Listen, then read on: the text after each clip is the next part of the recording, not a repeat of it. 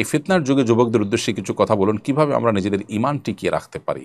ভাই তুহিন রিজা, আমি আপনাকে বলবো, প্রথমত সূরা ইউসুফ আজকের যুবকদের, আজকের তরুণদের খুব বেশি করে বারবার করে অধ্যয়ন করা উচিত। কিভাবে একজন ঈমানদার তরুণ আল্লাহর প্রতি বিশ্বাসের শক্তিতে বলিয়ান হয়ে কিভাবে হারাম অফার থেকে নিজেকে রক্ষা করেছে এবং অমর হয়ে আছেন, পৃথিবীতে কোরআনের অংশ হয়ে আছেন, এবং কিভাবে তিনি সাকসেস হয়েছেন পরবর্তী জীবনে।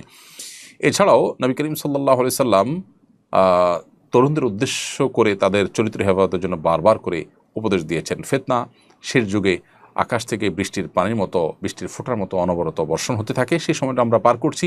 অতএব আজকে তরুণদের ঈমানকে হরণ করবার জন্য বহুবিধ ষড়যন্ত্র, বহুবিধ চমক পৃথিবীতে আমরা আজ দেখতে পাচ্ছি। এগুলোতে নিজের ঈমান যাতে কোনোভাবে হারিয়ে না যায়, সেজন্য তরুণদেরকে বিশেষভাবে সতর্ক থাকতে হবে এবং আল্লাহর কাছে দোয়া করতে হবে। আল্লাহুম্মা ইন্না নাউযু বিকা মিনাল ফিতানি মা যাহারা মিনহা ওয়া মা বাতান।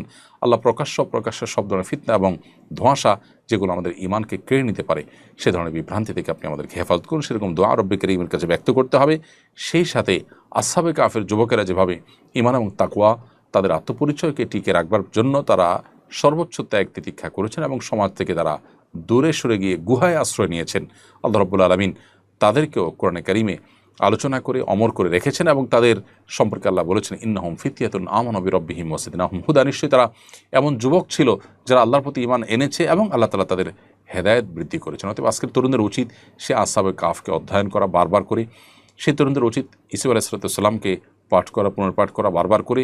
সেই তরুণদের উচিত নবী করিম সাল্লাল্লাহু আলাইহি সাল্লাম তরুণদের উদ্দেশ্যে তাদের চরিত্রকে হেফাজত করবার জন্য যে আকুতি তিনি পেশ করে গেছেন, সেটাকে সমুন্নত রাখার চেষ্টা করা।